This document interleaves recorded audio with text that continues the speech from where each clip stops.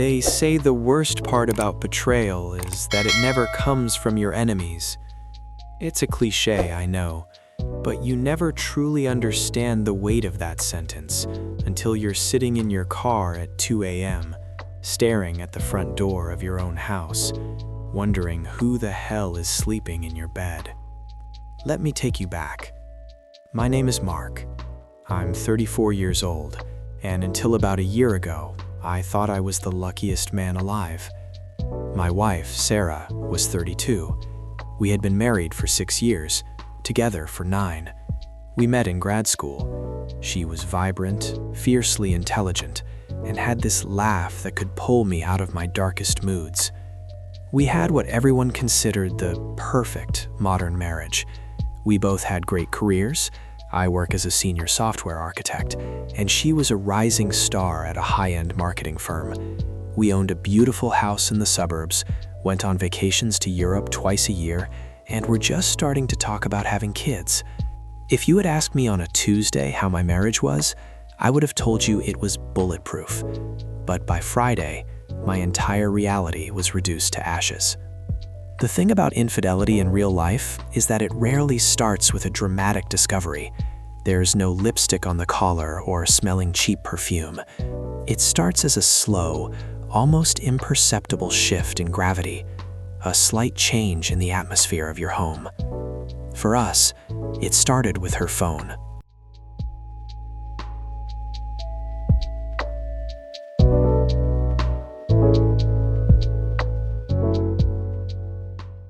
Sarah had always been terrible with her phone.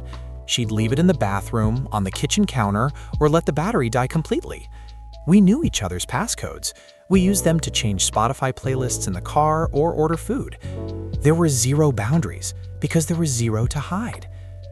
Then, around the beginning of October, the phone became an extension of her body. She started taking it to the bathroom when she showered. When she placed it on the table, it was always face down. When I walked into the room unexpectedly, I'd see her thumb rapidly swiping up to close an app before she looked up at me with a forced, overly bright smile. "Hey, honey, didn't hear you come in," she'd say. I asked her about it once, just a casual observation. "Everything okay? You seem glued to that thing lately." She didn't miss a beat. "Oh, it's just this new project at work. The client is a nightmare and keeps messaging the team group chat at all hours. It's stressing me out." I believed her. Why wouldn't I? She was a professional. But then came the change in her routine. The late nights at the office turned into team-building drinks on Thursdays. Then she started going to the gym at 6 a.m. instead of after work. But I noticed her workout clothes rarely smelled like sweat. The intimacy died. Not abruptly, but a slow fade. She was always too tired, or stressed, or she ate something weird at lunch. The lowest point, the moment I knew something was fundamentally broken, was when I tried to surprise her. I ordered her favorite takeout and brought it to her office around 7 p.m., knowing she was working late. When I got to her floor, the lights were mostly off. Her office was empty. I called her. It rang 3 times before she picked up, breathing slightly heavily. "Hey babe, what's up?" she said. In the background, I heard the faint sound of a car door shutting. "Hey, where are you? I'm at your office with sushi." A beat of silence. Too long of a beat. "Oh my God, I'm so sorry. I stepped out to grab a coffee with David from accounts. I had a massive headache and needed air. I'm walking back now." David? She had mentioned him a few times over the last month. He was a new hire, charismatic, apparently very funny, and, as I later found out, married with a toddler. I waited in her office. She walked in 15 minutes later. Her makeup was slightly smudged, and her hair, which was perfectly straight that morning, was tied up in a messy bun. When I asked why she looked so flushed, she told me I was being paranoid. "Are you seriously interrogating me because I got a coffee? God, Mark, you're being so controlling lately." That's what they do. They don't just betray you. They make you feel crazy for noticing the knife in your back.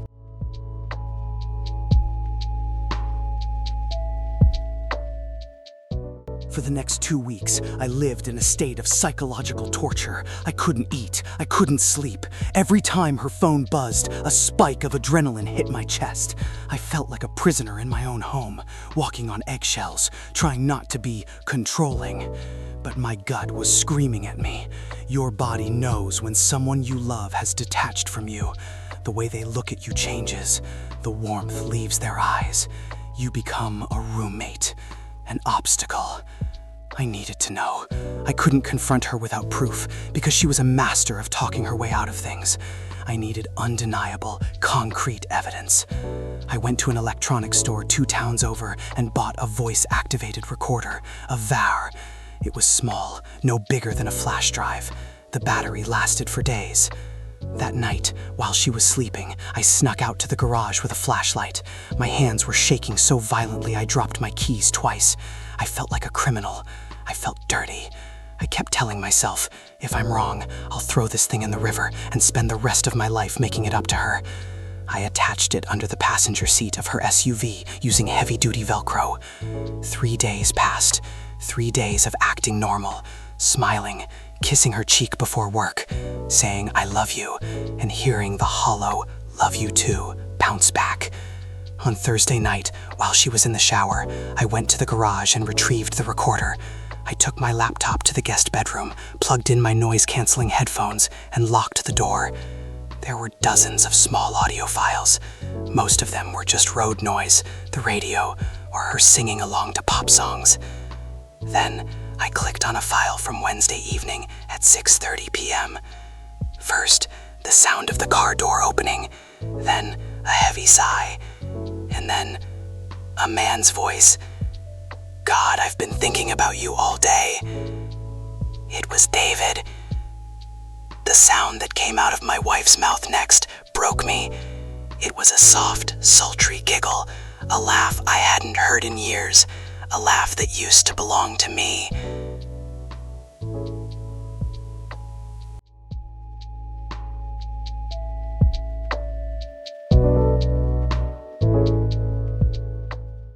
If you ever find yourself in this situation, listen to me very carefully.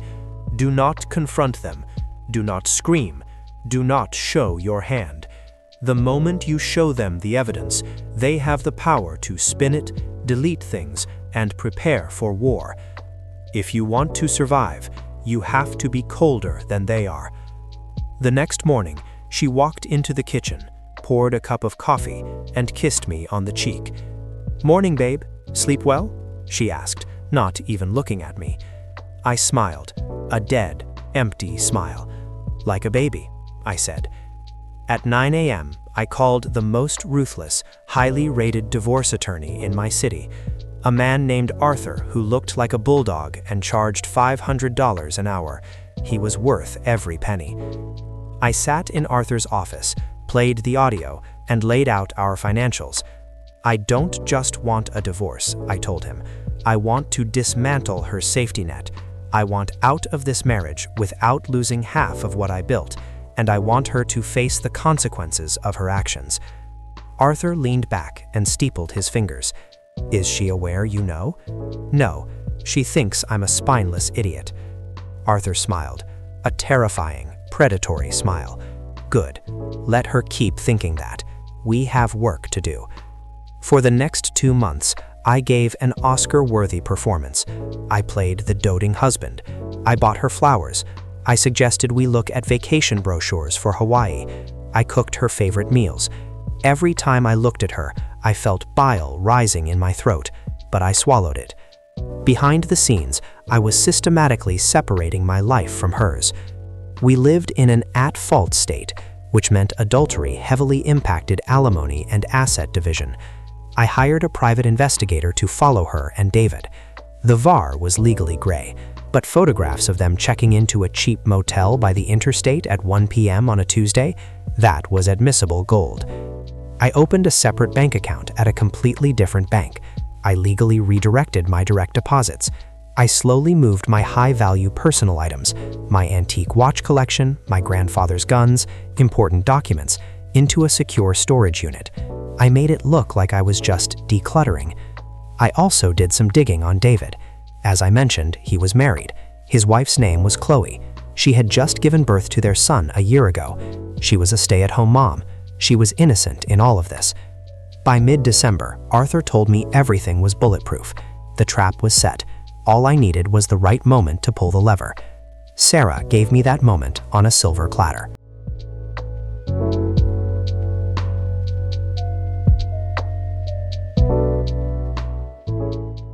The first week of January, Sarah came to me with a rehearsed look of exhaustion on her face. "Hey, honey," she sighed. "The firm is sending me to an annual conference in Chicago this weekend. It's mandatory. I leave Friday morning and come back Sunday night. I'm so sorry." I looked up from my laptop, playing my part. "Oh man, that sucks. But hey, it's great for your career. We can do a nice dinner when you get back." "You're the best," she said, kissing my forehead. She was lying. The PI had already confirmed she and David had booked a romantic weekend at a luxury cabin resort 2 hours north. Friday morning, I helped her carry her suitcase to her Uber. I hugged her tight. "Have a great trip. I love you." "Love you too," she smiled. The moment her Uber turned the corner, I went back inside, locked the door, and dialed 2 numbers. The first was a moving company I had booked 3 weeks prior. The second was Chloe, David's wife. I had contacted Chloe the week before from a burner number, sending her a few indisputable photos and asking her to meet me at a coffee shop. It was one of the hardest conversations of my life. We cried together. She was devastated, but like me, her devastation quickly turned to rage. We coordinated our timelines. The moving trucks arrived at my house at 10 a.m. Over the next 6 hours, they packed up exactly half the house. Everything that was legally mine, or that I had paid for entirely, was boxed and shipped to my new luxury apartment across town. I left her furniture, I left her clothes, but the TVs, the good dining set, my artwork, the electronics, gone. Then I changed the locks on the front door. I printed out a massive stack of paper, over 200 pages. It included the PI's photographs of them kissing outside the motel, transcripts of the audio I had recorded, and copies of their hotel bookings that my PI and legally obtained. I placed one copy of this dossier in a thick manila envelope.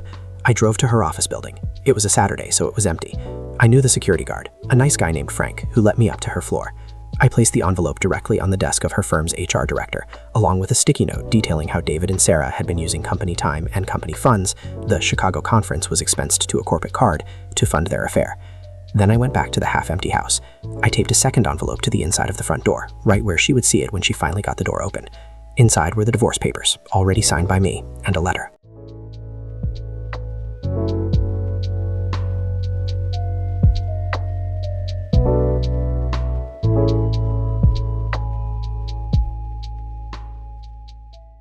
Sunday evening, 6 p.m.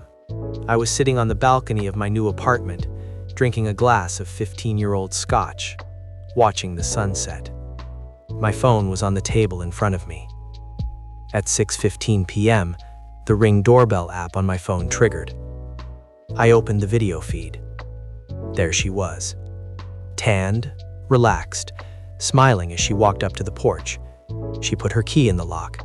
It didn't turn. She frowned. She jiggled it. She tried again. Nothing. She pulled out her phone and called me. My phone buzzed on the table. I let it ring. She checked the Ring camera, looking annoyed. She went to the hidden lockbox by the garage. She pulled out the spare key I had left there, the new spare key. She unlocked a door and walked in. Through the internal security cameras I had left active, I watched her. She stopped dead in the hallway. She looked into the living room, which was missing its $3,000 leather sectional and the 75-inch TV. Then she saw the envelope taped to the door she had just closed. I watched her tear it open. I watched the color completely drain from her face. She dropped her designer bag on the floor. Her hands started shaking violently as she flipped through the high-definition photos of her and David entering the motel. Then she found my letter. I had kept it brief. It read, "Sarah, I've known since October. I heard everything you said in the car. I know you think I'm safe, spineless, and clueless. But while you were busy playing house with David, I was busy securing my future. Everything in this envelope has already been sent to your HR department because you committed expense fraud using the company card for your conferences. Oh, and one more thing. Check your phone. Chloe knows. She found out the same time I did. She packed up David's things this morning and changed her locks too. My lawyer's card is attached to the divorce papers. Do not ever try to contact me directly again." On the video feed, I saw her legs give out. She collapsed onto the hardwood floor, screaming a silent scream that the camera didn't pick up, but that I could feel in my bones. She scrambled for her phone. My phone started lighting up. 5 calls, 10 calls, 20 texts. Mark, please. It was a mistake. It meant nothing.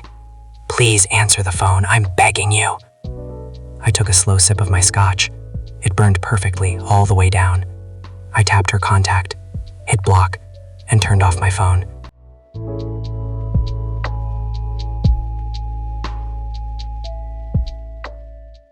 The fallout was absolute. By Tuesday, Sarah was fired. Her firm had a strict zero-tolerance policy for expense fraud, and the fact that she was sleeping with a subordinate made it a massive HR liability. They let them both go. David's life exploded just as violently. Chloe filed for immediate divorce and full custody of their son, citing his infidelity and financial irresponsibility.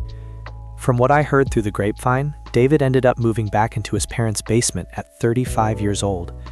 He tried to stay with Sarah, but without their high-paying jobs and the thrill of the secret, they started hating each other within weeks. As for the divorce, Sarah tried to fight me. She hired her own lawyer and threatened to drag it out. But my attorney, Arthur, practically laughed her out of the room. Between the proof of her infidelity, the financial fraud at her job, and the airtight way I had protected my assets beforehand, she had absolutely no leverage. She walked away with exactly what she brought into the marriage: her clothes, her car, and her debt. It's been over a year now. I'd be lying if I said it didn't hurt for a long time. You don't just erase a decade of loving someone without carrying some scars. There were nights I woke up in a cold sweat, reaching for a phantom in my bed. But time is a brilliant architect. It rebuilds you. I got promoted at work. I started traveling solo, went to Japan for a month, hiked the Swiss Alps. I adopted a golden retriever named Buster, who is endlessly loyal and never hides his phone. I haven't spoken to Sarah since the day she left for her fake business trip. I don't check her social media. I don't care where she is or what she's doing. Because the ultimate revenge isn't the trap you set or the moment they realize they lost. The ultimate revenge is the day you wake up, pour a cup of coffee, look out the window, and realize you haven't thought about them at all. You survived, and your life is beautiful without them. Thanks for listening.